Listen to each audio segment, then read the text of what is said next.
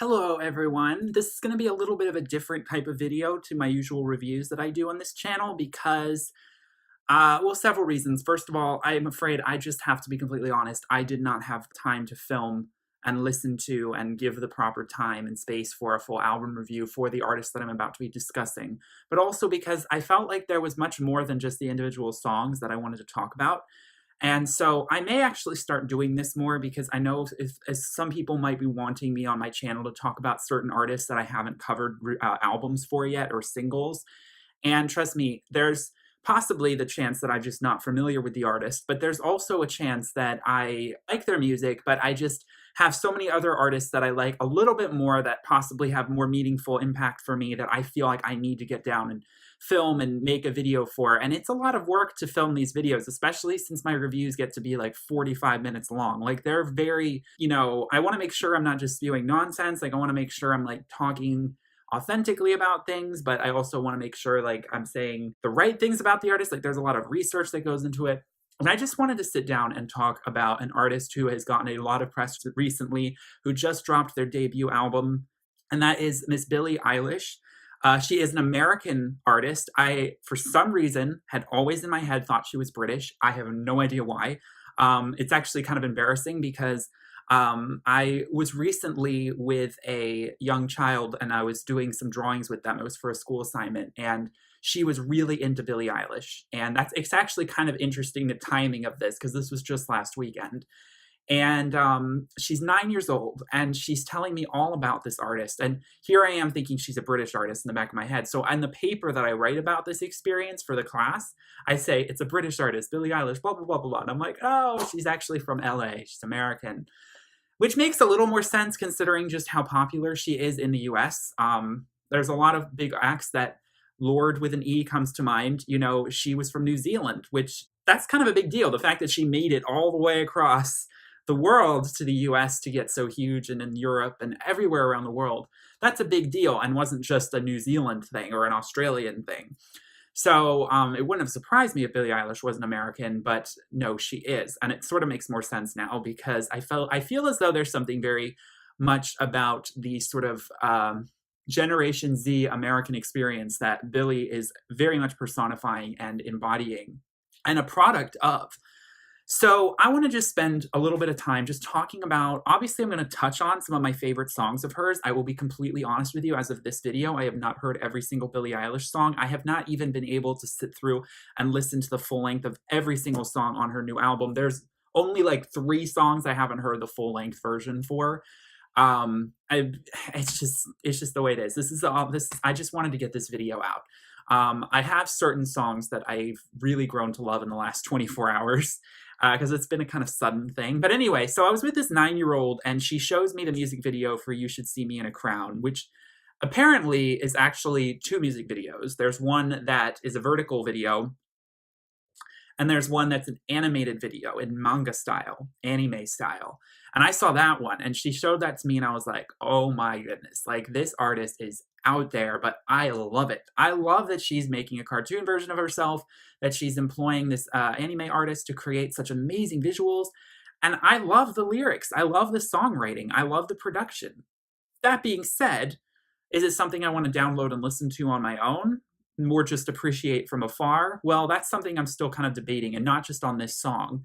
Billie Eilish is an artist that's been around for a while. I've heard people talk about her, but I never paid much attention. And so now she has her debut album. It's a long time coming. She's finally released it. When We All Fall Asleep, Where Do We Go? It's in all caps. Very, very poignant question.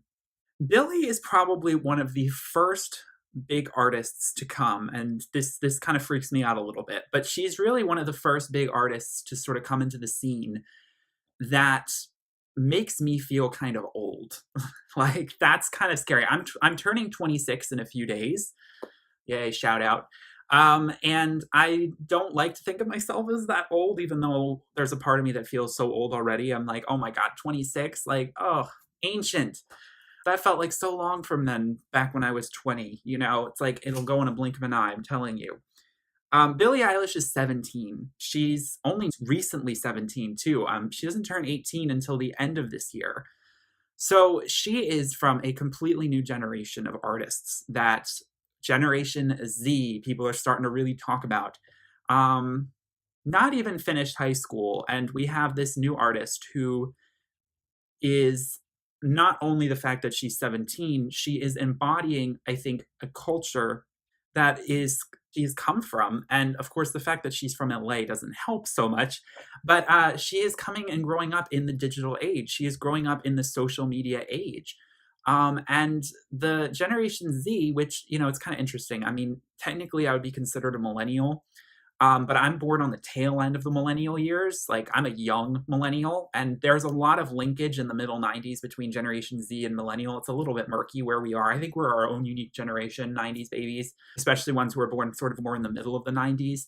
And I see a lot of similarities in myself to some elements of Generation Z. I mean, I was very late to getting into a lot of things. Like, I was very sheltered as a child. So I sort of blossomed and experienced at the same time that social media and the internet was blossoming and growing.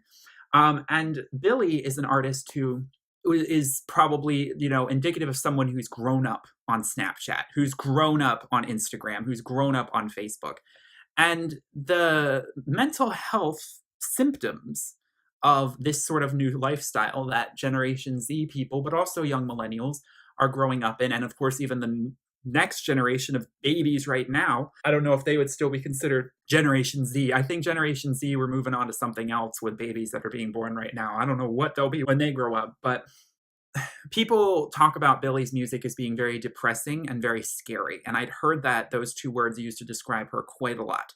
Those two words do not put me off. If you follow my channel, you know I like avant-garde. You know I like different. I love artists like Björk and Yona Lee and Curly. So I like dark stuff, though. I mean, there are certain limits to the darkness in that I do like for the darkness to serve more of a purpose than just being dark itself. I sometimes like the play on the light and the dark. I'm not a heavy metal fan. I'm also not a heavy gangster rap fan. So it needs to straddle a genre that I'm somewhat interested in. Well, Billie's music is very hard to classify in terms of genre. It's very avant-garde in terms of its production. It's very dissonant. It's very unsyncopated. It's very much a bridge between SoundCloud mumble rap, which is a genre I am not so thrilled of. That is definitely a Generation Z thing that's come up. There are all these young mumble rappers who are the same age as Billie, who I hate to see kind of her collaborating with or working with. Luckily, this album doesn't have any collaborations or features, which I'm happy to see. But there is and this is not new to Generation Z, don't get me wrong, but there is a glamorization by, these mumble SoundCloud rappers of doing a lot of drugs and being very, nihilistic, and then also like making songs that are kind of lazy, and they don't even really have, like, there's no real emphasis on like pop structure anymore. There's no real emphasis on beats. There's no real emphasis on like flavor. It's more just about like, I mean, I would say it's a lot about lyricism, which isn't a bad thing, but I do need a little bit more than just lyrics that are sort of like lazily spoken over some sort of random discordant beat. That doesn't mean in small doses that can be artfully done, but I was really hesitant with Billie because I'd heard a little bit of her music and I was like, yeah, I don't know if this music is really there for me. I feel as though it's a little too in that direction. It's a little too hazy. It's a little too not present enough. But really dissecting some of her newer songs and older songs, I've listened to some of her old ones. One of my favorites of hers is Bored. This is like a 2-year-old song. Her vocals are so haunting. I mean, the layering and harmonies that she employs with all of the things she does with her voice reminds me a lot of artists like Grimes, and also reminds me of Aurora to a certain extent. Billie is an artist that I just feel as though, if I'm going to summarize this, because I could be talking for so long about her, is an artist that on the surface can be very abrasive and scary and weird and disarming and I don't know. But underneath, there's so much mystery and there's so much to dissect and to uncover. And even though sometimes she's very blunt in her lyrics about suicide and depression, there's something actually very powerful about how blunt and honest she is about that, writing about that. I mean, this is the problem of our age. And it's not just a Generation Z thing. It's a 2019 problem. It's a problem of the decade. This is a problem we're going to be facing more and more, which is depression, particularly among young people. Depression that is counteracted with over usage of social media, lack of being in physical nature environments, lack of physical contact with one another. There are so many aspects of the way our society has sort of changed the immediacy of everything that we can get, Postmates, Uber, like it's becoming easier and easier for to just to do certain things, but then it's harder and harder for us to like feel a purpose or a sense of why are we here?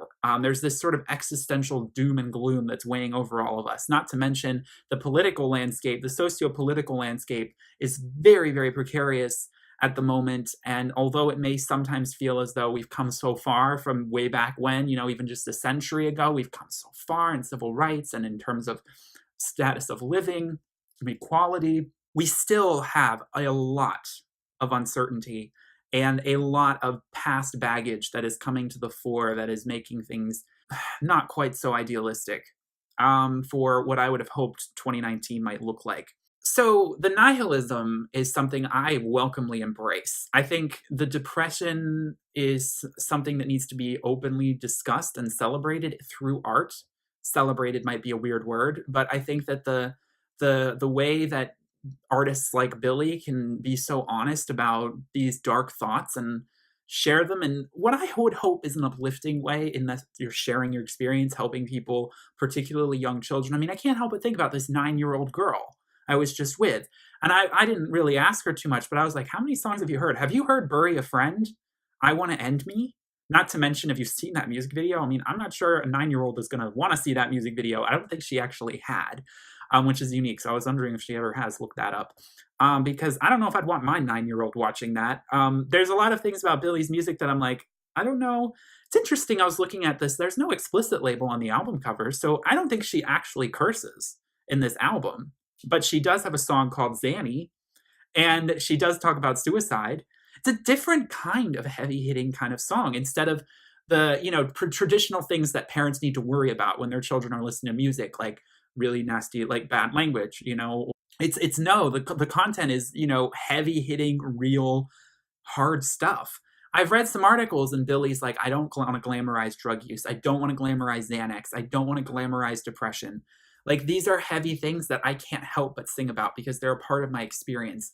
And I can sense that in those songs. I can sense the fact that she wouldn't love to be writing a song called Zanny. She wouldn't love to be talking about this, but she has to, because she has to talk about what she's experienced. She has to talk about that pain and translate it. And I don't think it comes across as glamorizing in any sort of way because of just how uncomfortable it is to listen to a lot of these songs. These aren't songs that are going to hold you warm and close and make you feel comfortable. These are songs that are going to alarm and disturb and wake up. Even though there is a bit of a sleepy quality, I will admit one of the things personally and aesthetically about her sonics that I'm not crazy about is how slow and how kind of monotone and how very sleepy it all can get. That makes me sound like I want fast-paced everything in my music, and that's not the case. I just wish there was a little bit more dynamism and dynamics. It's one of the reasons why Bury a Friend, I think, stands out to me, is because that song goes so many different places, and it stands out. And even though it's so kind of minimal in tone, it's a lot of just similar tones of color, very monotone, but at the same time dynamic. And that's not something all of the songs on this album do. Another example would be You Should See Me a Crown or Bad Guy. Those are sort of the more radio-friendly songs. Now, her music videos, boy, I have not seen an artist push the envelope with music videos in a while. And it's actually really refreshing to see. I sort of went down a Billie Eilish rabbit hole last night. And from the vertical video of You Should See Me in a Crown to the new video Bad Guy that she just put out, to some of her older videos, there's some amazing creative talent behind the visuals of these songs. I mean, this is almost, I heard someone say they wish every song of Billie's had a visual to support it. And I really agree that I think Billie's music is very visual, and it really helps to give the music what it really needs, which is that extra kick. And some of her songs, without the visuals, feel a little bit like I'm wanting more. And that's, again, it's a personal preference. I think Some people will really like that kind of stoner vibe, and that's to each his own. I think that there's moments where it's really artfully done, and then I think there are moments where I wish she could vary some things up. My Strange Addiction is another example of a song where she's really going pop, and she samples clips from The Office, which I think is hilarious, the American TV show The Office, and she samples them kind of randomly amongst the song, and the sporadic nature of it is very uniquely constructed. But it works somehow. I don't really know how it works, but there's something about those awkward moments of sound bites you get from the show The Office interspersed with a song that's just very awkward in general and very kind of unsure of itself. And all of her music feels that way. All of her music feels like it's a bit unsure of itself. Like it doesn't know what turn it's going to take next. It doesn't know where the next note is going to fall. It just does, and it just streams out. And so, stream of consciousness, that's what this type of music really feels and is. And forget about traditional song structure on some of these songs, because we know we're not doing that anymore. One song I really want to talk about, and a song that I think really did sell me on her, is When the Party's Over. This was another single released for this album ahead of time. This is such a soothing and yet such a depressing at the same time moment where and then coupled with the haunting visuals of her, drinking this black liquid and then the liquid coming out of her eyes and her mouth, symbolically representing so many things for me. I mean, the symbolism is rich in her sonics and in her visuals. This song speaks sonically the most, I think, of what depression feels like. Hazy, sleepy, anxious. I feel all of that in her delivery. All of that at once. And it doesn't want you to feel one of those things for too long before it switches it up on you. It keeps you guessing, but the melody still comes through. And I'm a sucker for melody. So obviously some of these songs that have a little bit more of a stronger melody and melodic moment where she really kind of tries to actually sing. I don't want to say she doesn't sing a lot, but a lot of the time she's barely singing. She's kind of just mumbling through some of the discordant beat structures that apparently it's her older brother Phineas that creates all of the production on these songs and mixing. So a lot of credit should go towards him, not just Billie. But apparently he wants to be a little bit more behind the scenes. So she's credited as a solo artist, but obviously she's not the one creating all of these amazing, really well-produced songs. I mean, the sonics are so well-produced, it's uncanny. The bass drops, the wobbles, the distortions, the sampling. I mean, there's not a whole lot that's like that in pop music right now. I mean, I don't listen to a lot of music like this. I got to be honest with you. I'm sure there's artists out there that make music like this. But okay, trying to make this summarize somewhat. I just wanted to get out my thoughts about her. That's basically what I'm doing. Yeah, like what do I feel after listening to this album? I Love You is another highlight for sure. A little bit more saccharine and a little bit more sweet. Sweetly packaged, I would say, compared to a song like All Good Girls Go to Hell, or what's the song before Listen Before I Go, which is probably the most heavy subject matter in terms of it's basically, if I'm not mistaken, talking about her friends talking her out of suicide when she thought about, this was going to be it. And there's even a siren that you can hear in the background coming in. There's an ambient quality to a lot of these songs that cannot be understated. I even love the intro. I'm taking out my Invisalign, and this is the album. Like, I died. I just died laughing. Because that is just the sarcasm and the nihilism just comes through, I think, very much so on a song intro like that, where it's just we're gonna take everything very seriously and not take anything seriously at all at the same time.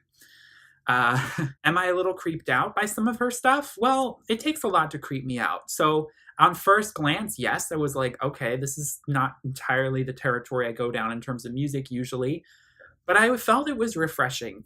She's a top 40 artist at this point, and she's making punk, avant-garde art pop. And that's not something we see so much in the pop charts. Lady Gaga's not doing that anymore. Alternative has kind of become hybridized into pop. Alternative rock is not really what it used to be, especially top 40 alternative. So we're not really getting that from Paramore. We're not really getting that from Evanescence these days. We're not even getting that from Avril Lavigne. A lot of people are comparing Billie Eilish to early Avril in terms of the punk aesthetic and sort of carrying the angst of a teen generation. In fact, Avril even tweeted that she loved the album, kind of symbolically passing the torch to Billie. I think it's kind of hilarious to think if Billie has the same trajectory as Avril did, releasing a first album at 17 that was so punk and edgy and like full of angst, and then eventually goes into like really kind of pop adult contemporary music, I would think that'd be hilarious. Can you imagine if Billie started making songs like Avril's later music, like just kind of safer pop music? I don't think that's the trajectory for Billie, but I've heard a lot of people just reiterate this is only the beginning. That's her path from here is going to be one that's very unique and one that I'm very interested to see. I've heard some people say she's a fad, she's going to fade out. It took her a while to get to this point. I mean, she's been around a lot longer than I thought in terms of music and releasing music. The last 3 years, she's only just released an album. So she's going to have, I think, the longevity of an artist like Lorde, who doesn't release albums that often, but when she does, critics and fans alike flock to them. And I think that whereas Lorde seems almost very mainstream pop in comparison to someone like Billie, Lorde is still not mainstream pop by any means, yet she still tops the charts. Um, the avant-garde is still something that people want, and that's something I'm still kind of heartened to see because, you know, with the music we're getting a lot of today with like Cardi B and Ariana Grande, I do kind of worry that like people kind of just want, you know, club music. They want kind of lazy hip hop. You know, they don't really want moments of alternative. What really alternative was, you know, and that's not entirely true. So Billie's success is a testament to that. I'm perplexed. I don't quite understand why she's so successful. You would think she'd be too polarizing for that, but she's found her niche and she has found that voice that the generation that she represents desperately wants and needs.